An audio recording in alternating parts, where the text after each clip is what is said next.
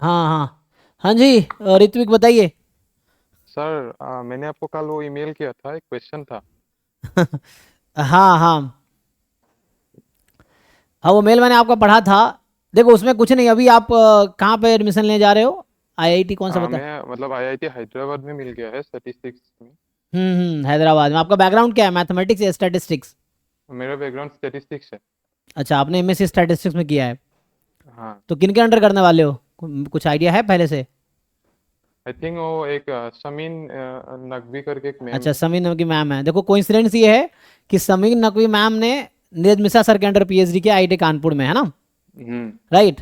और मेरे जो हाँ। सुपरवाइजर हैं नितिन गुप्ता, उन्होंने भी नीरज मिश्रा सर के अंडर पीएचडी किया है, ठीक है? ओके। तो ये है। तो एरिया ऑलमोस्ट सेम ही होगा, जो मेरा एरिया है वही मैम का भी होगा, क्योंकि जनरली क्या होता है, सुपरवाइजर का जो एरिया होता है स्टूडेंट का हम्म। एरिया वही होता है ना? तो ऑलमोस्ट वही हाँ एरिया होगा, रिलायबिलिटी एंड लाइफ टेस्टिंग या इस तरह से कुछ, है ना? हाँ। ये है। तो वैसा वही मेरा भी एरिया है। तो इसमें करने का देखो सिंपल तरीका ये है कि मैं देखो, एक तो पहली बार जब मैंने ज्वाइन किया था ना, मेरी एज उस समय 26-27 साल हो चुकी थी। जनरली लोग हम्म। पीएचडी जब ज्वाइन करते हैं तो 22-23 साल के होते हैं, शायद आप भी उसी एज में होंगे, 22-23-24 में, है ना? हाँ। तो मेरी एज ऑलरेडी 26-27 हो चुकी थी। तो मुझे जल्दी था कि मैं ऑलरेडी बहुत लेट हो चुका था, तो मुझे पीएचडी जल्दी हम्म। करना था समाउ। तो मैं तो कसम खा के गया था कि 30 साल से पहले मुझे कंप्लीट कर लेना है। एक तो ये था, हम्म। ठीक है ना?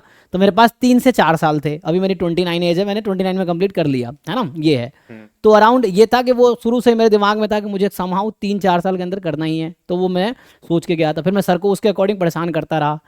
तो उसमें होता है कि सर को मैं हाँ। टाइम बाय टाइम माइंड में डालता था कि सर मैं ऑलरेडी बहुत लेट हूँ, मेरे फैमिली का कुछ है ना, मतलब फैमिली हम्म। रिस्पॉन्सिबिलिटी भी है। तो मैं बहुत ज़्यादा टाइम पीएचडी में दे नहीं पाऊंगा, जैसे बाकी बच्चे 6-7-8 साल लगा देते हैं, तो वो उतना मैं दे नहीं पाऊंगा, है ना? तो ये हम्म। था। तो सर को भी ये माइंड में था कि इसका ये सिचुएशन है, और मुझे भी था। तो जैसे मुझे अगर उन्होंने कुछ काम दिया कि ये करके आओ, तो मैं कोशिश करता था कि सेम डे या नेक्स्ट डे तक वो कंप्लीट हो जाए, ताकि सर को यह ना बोलना पड़े कि तुम डिले हो, है ना? लाइक आपको पीएचडी में क्या गाइड करते कि ये काम करके आना है। तो और मेरा हम्म। मतलब पीएचडी में बहुत मैंने वो, जैसे मैं आपको शेड्यूल बता दूं, मैं जनरली 9-10 बजे लैब जाता था सुबह। फिर शाम को हम्म। 6 बजे तक लैब होती थी, 6 से 12, उस समय 11 तक। 6 से 11 मैं ट्यूशन पढ़ाता था, अभी पढ़ा रहा हूँ वैसे ही। 6 से 11 मेरी हम्म। क्लास चलती थी। मैं 11 बजे वापस लैब जाता था रात को, फिर 2-3 बजे तक लैब में बैठता था, फिर 3 बजे सोने आता था। फिर 9 बजे उठ के अराउंड 10 बजे से पहले मैं लैब पहुंच जाता था। ये मेरा रूटीन अराउंड था पूरे 3 साल का, मतलब 2.5 साल का राउंड का, 2-2.5 साल का। तो ऐसा इतना हैक्टिक था। मेरे कोई कॉलेज में दोस्त वोस्त नहीं थे, अभी भी नहीं, उतने ज़्यादा नहीं है। एक दो लोग जान पहचान के हैं, मतलब फ्रेंड एक है, मनोहर मेरा दोस्त है, वो है। लेकिन वो भी चूंकि उसका एरिया अलग है, वो है, तो कभी कभी हम मिलते थे ओकेजनली। एक ही लैब में थे तो वैसे मिल जाते थे, खाना साथ, लंच साथ में करने जा रहे हैं, ब्रेकफास्ट साथ में कर हम्म। रहे हैं, आजा साथ में रहे। लेकिन ऐसा कभी नहीं कि हम बहुत टाइम पास कर रहे हैं ना। मूवी वूवी खड़गपुर में था, तो वहाँ पे गाँव है, तो उतना कुछ था नहीं। तो हाँ। मतलब टाइम मैंने बहुत कम किल किए हैं। और दोस्ती उसने मैंने बनाई नहीं किसी से वहाँ पे, मेरे मतलब जैसे जान पहचान है, क्लासमेट्स हैं। मनोहर ही एक मेरा दोस्त था, वो भी अपना काफ़ी पीएमआरएफ स्कॉलर है, वो तो अपने काम में काफ़ी बिजी रहता था, तो वो है। हम्म। तो वही मेरा एक दोस्त था, वो दोस्ती को ज़्यादा किया नहीं मैंने। अफेयर उफेयर मेरे थे नहीं, तो उधर टाइम जाता, मैं देखता हूँ कपल्स लोग जो होते हैं उनके टाइम बहुत जाते हैं, है ना? तो ये सब मेरे पास था नहीं वहाँ पे। तो मेरे पास एक ही चीज़ था, सिर्फ पीएचडी करनी थी। क्योंकि जनरली लोग रिलेशनशिप में आते हैं, फिर वहाँ पे काफ़ी टाइम उनका जाता है सुबह शाम। और जनरली लड़कों का क्या होता है, जब आप वैसी चीज़ों में पढ़ते हो ना, तो आप लड़की के हिसाब से चलते हो, नहीं चलोगे तो फिर वो आपको पता है क्या होना है। तो वैसी वाली चीज़ें हैं। तो वहाँ बच्चे फिर फंस जाते हैं। तो वो सब चीज़ों से आपको बचना है। अगर आपको सिर्फ पीएचडी करनी है तो ढंग से आप कोशिश करो कि जितना जल्दी कर सको उतना जल्दी करके निपटो। मेन देखो पीएचडी में मेन होता है पेपर पब्लिश करना, ठीक है ना? हम्म। कि जैसे हम। खड़गपुर का रूल था कि 2 रिसर्च पेपर पब्लिश होने चाहिए तभी आपको डिग्री मिलेगी, ठीक है ना? तो जनरली 2 पेपर पब्लिश करने में लोगों को 5 साल, 6 साल, 7 साल, 8 साल लग जाते हैं, ठीक है? तो मेरा दिमाग में था, तो मैं जब कोर्स वर्क कर रहा था, 1 साल आप कोर्स वर्क करोगे, है ना? हम्म। तो कोर्स वर्क के साथ ही आप रिसर्च शुरू कर सकते हो। जनरली लोग क्या करते हैं कि 1 साल कोर्स वर्क चलता है, 1 साल आप लिटरेचर रिव्यू करते हो, तो 2 साल तो हम्म। ऐसे ही निकल जाता है, ठीक है? 2 साल में आपने रिसर्च में कुछ नहीं किया। और मेरा जब 2 साल कंप्लीट हो रहा था, तो मैं 5 पेपर हम्म। लिख चुका था, 2-3 पेपर मेरे पब्लिश हो चुके थे सिर्फ 2 साल के अंदर। मतलब मेरे ओके। साथ के लोग जो मेरे साथ एडमिशन लिए थे, अभी तक ज़्यादातर लोग का अभी तक एक भी पेपर पब्लिश नहीं है खड़गपुर में, अभी भी। मतलब आज 3 साल पूरे हो चुके हैं मेरे एडमिशन के, और मेरे साथ के बहुत सारे हम्म। बच्चे हैं जिनका एक भी पेपर अभी पब्लिश नहीं है। उसकी वजह यह है कि उन्होंने शुरू के टाइम काफ़ी इन्जॉय किए। हम लोग वहाँ बोलते हैं हनीमून पीरियड होता है, कि जैसे आप नया नया जाते हाँ। हैं, फिर वहाँ पे क्या होता है कि आप जाए, आपको गवर्नमेंट 40,000 रुपये दे रही है, अराउंड 40,000 पर मंथ मिल रहा है, तो आप पैसे इंजॉय कर रहे हो, कोई प्रेशर है नहीं। पीएचडी में कोई ऐसा तो है नहीं कि आपको कोई प्रेशर नहीं होता, गाइड अपने काम में लगा, अपने काम में लगे हो, आप नहीं करो गाइड भी कुछ नहीं बोलेगा। उसको लगेगा जब बाद में, जब आपको क्या होता है 2-3 साल 4 साल जब निकल जाते हैं ना, तो आपको लगता है अच्छा अब तो पीएचडी कंप्लीट करने का टाइम आ गया, तब जाके बच्चा सीरियस होता है ना। तो जाके फोर्थ मतलब फिफ्थ। सर हमको मतलब गाइड को थोड़ा ऐसे मतलब बताना पड़ेगा कि थोड़ा मतलब पहले से ही जाके कि मैं पहले साल में ही थोड़ा कुछ स्टार्ट कर सकता हूँ क्या, मतलब ऐसा हाँ बताना एग्जैक्टली पड़ेगा क्या जैसे हमको? जैसे प्रोसेस क्या होता है, 1 साल कोर्स वर्क किए तो उसमें आपको गाइड कुछ नहीं कहता, आप कुछ नहीं कहते, कोर्स वर्क हो गया, आप पास हो गए। फिर सेकेंड ईयर में आपको बोला जाता है आप लिटरेचर रिव्यू करो, आप ये ढूंढो कि आप किस टॉपिक पे काम करना चाहते हो। तो 1 साल जनरली वो आप पेपर्स पढ़ते हो कि आप करना क्या चाहते हो।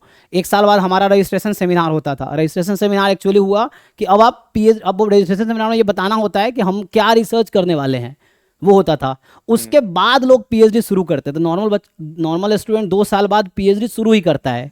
उसमें भी कुछ लोग हैं कि उनको पता ही नहीं चल रहा करना क्या है, तो 3-4 साल तो ऐसे ही निकल जाते हैं। और उसके बाद फिर वो चौथे साल के बाद समझो रिसर्च शुरू ही करते हैं। फिर उनको 6-7-8 साल इन लोगों को लगता है, जो 4 साल बाद रिसर्च ही शुरू कर रहे हैं, उनको लगता है कि अब तो पीएचडी खत्म करने का टाइम आ गया ना, तब वो शुरू करते हैं रिसर्च करना। फिर वो समहाउ कि आपको एक पेपर पब्लिश करने में 1 साल के लगभग टाइम लगते हैं, 1 ईयर। मतलब अगर आज आप हम्म। पेपर लिख के कंप्लीट करोगे, मान लो एक पेपर लिखने में आपको 1 साल लग गया, एग्जाम्पल के लिए लग ही जाते हैं 1 साल ऑलमोस्ट, तो एक पेपर लिखने में आपको 1 साल लगे, अब उसको आप सबमिट करोगे तो पब्लिश कराने में 1 साल ऑलमोस्ट लगते हैं। कोई जर्नल 2 साल भी लेती है, कुछ जर्नल 6-7 महीने भी लेती हैं, तो जर्नल्स पे डिपेंड करता है, ठीक है ना। लेकिन उसमें बीच में रिवीजन प्रोसेस होता है। आप जैसे सबमिट करते हो, फिर 1 महीने एडिटर के पास रहता है, 3 महीने रिव्यूअर के पास रहता है, फिर आपके पास आता है, या तो रिजेक्ट होके आएगा या रिवीजन के लिए आएगा कि आप रिवाइज करो, मतलब इंप्रूव करो थोड़ा पेपर को, तो बताएंगे आइडिया कि आप ये कर सकते हो, तो आप इंप्रूव करो। फिर इंप्रूव करके आप फिर सबमिट करते हो, फिर 3 महीने रिव्यू में जाता है, फिर जाके हो सकता है एक बार और रिवीजन आ जाए, फिर आप करेक्ट करके फिर भेजोगे। तो ऐसे करके ऑलमोस्ट 1 साल का पीरियड रहता है एक पेपर पब्लिश होने में, ठीक है ना। तो आपको ये देखना होता है, अगर आप मान लो 2-3 साल बाद पेपर लिख ही रहे हो, तो 1 साल और आपको लगेगा पब्लिश कराने में।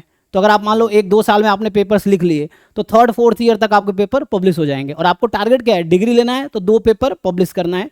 अब कोशिश करो, जैसे अब होता क्या है कि मुझे ये था कि मुझे बहुत हाई क्वालिटी का रिसर्च नहीं करना है, मुझे ऐसा रिसर्च करना है कि मुझे जल्दी पीएचडी हो जाए, है ना। तो इसमें भी अलग अलग लेवल्स हैं कि आप हाँ। किस जर्नल में पब्लिश करना चाहते हो, किस लेवल का काम करना चाहते हो। तो मुझे था कि एवरेज काम करना है, एससीआई जर्नल में पेपर पब्लिश हो जाए और मुझे डिग्री मिल जाए, बस इतना ही था मेरा पर्पस, कि समहाउ मेरे 3-4 पेपर 3-4 साल में पब्लिश हो जाए। जबकि मैं अभी मेरे 7 पेपर अराउंड हो चुके हैं, मतलब 6 पेपर पब्लिश हैं, एक अभी हो जाएगा 1-2 महीने में। तो पिछले 3 साल में मैंने 6-7 पेपर पब्लिश किए, मैंने 12 पेपर लिख दिए हैं 3 साल में। तो 3 साल में अराउंड 11-12 पेपर लिखे हैं, 6-7 पब्लिश हो चुके हैं, बाकी रिव्यू में हैं। तो ऐसा है। तो उसके लिए आपको मतलब थोड़ा सिंसियरिटी काम करना होगा, सारे डिस्ट्रैक्शन हटा के। तो ये सब है।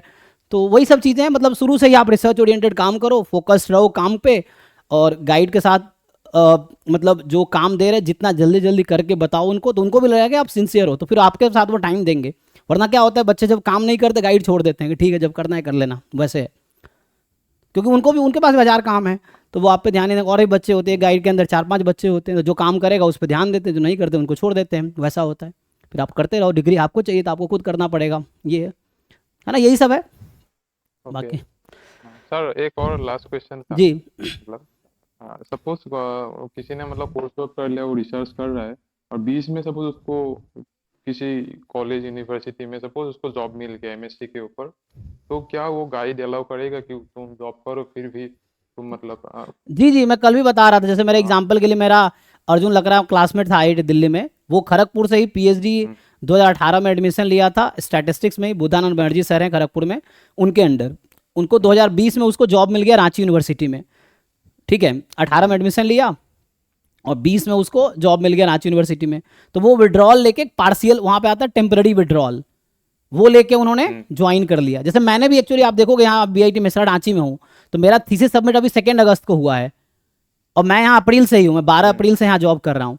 तो मैंने भी जब मेरा जॉब हो गया तो मैंने विड्रॉल ले लिया था वहाँ से। विड्रॉल का मतलब ये होता है कि आप फेलोशिप नहीं लोगे इंस्टीट्यूट से, और आपकी पीएचडी चलती रहेगी। जैसे मैं जब खड़गपुर में था तो मुझे इंस्टीट्यूट फेलोशिप देती है, तो आप फेलोशिप नहीं लोगे और पीएचडी आपकी कंटिन्यू रहेगी। आप जॉब करो, जॉब के साथ साथ आप रिसर्च करो, और आपकी पीएचडी चलती रहेगी, तो उसमें कोई दिक्कत नहीं है।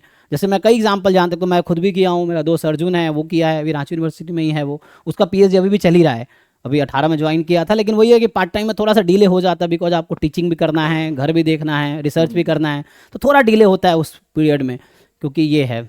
तो वैसे है, लेकिन बट कर सकते हैं आप, बीच में अगर जॉब हो जाता है तो you can join job after 2 years मैं रजिस्ट्रेशन, अभी नाम दिया था रजिस्ट्रेशन सेमिनार का, तो रजिस्ट्रेशन सेमिनार देने के बाद you can join job anywhere with PhD. आपकी पीएचडी कंटिन्यू रहेगी, पीएचडी छोड़ना नहीं पड़ेगा आपको। तो पीएचडी में आप पार्शियल विड्रॉल लेके you can join job and then job के साथ साथ आप पीएचडी करते रहो। जब आपका पीएचडी का जो मिनिमम रिक्वायरमेंट है वो अगर कंप्लीट हो गया, लाइक 2 पेपर पब्लिश होने चाहिए, अगर 2 पेपर आपके पब्लिश हो गए तो you can submit your PhD, then हो गया। तो ये है। बहुत लोग ओके ऐसा सर। करते हैं, बहुत लोग ऐसा करते हैं, हमने देखा है बहुत लोग, स्पेशली गवर्नमेंट में जिनका हो जाता है तो बहुत लोग ऐसे। अभी बॉम्बे में थी सविता पारिक, वो हमारी सीनियर थी आईटी बॉम्बे में, तो उनका आरबीआई में वो ग्रेड बी वाला जो होता है उसमें हो गया था बीच में जब वो पीएचडी कर रही थी। तो आरबीआई का उन्होंने जॉब ज्वाइन कर लिया और साथ में पीएचडी चलता रहा, फिर बाद में उन्होंने सबमिट किया। ऐसे कई लोग हैं जिनका आईएसएस में भी हो जाता है, अगर वैसा है तो कंटिन्यू कर सकते हैं आप, कोई दिक्कत नहीं है। ओके सर, ठीक है ना? तो थैंक यू सर। जी थैंक यू। बाकी और कुछ क्वेरी हो तो आप टेक्स्ट कर सकते हैं या है ना मेल कर सकते हैं। Thank you and all the best. हाँ थैंक यू सर।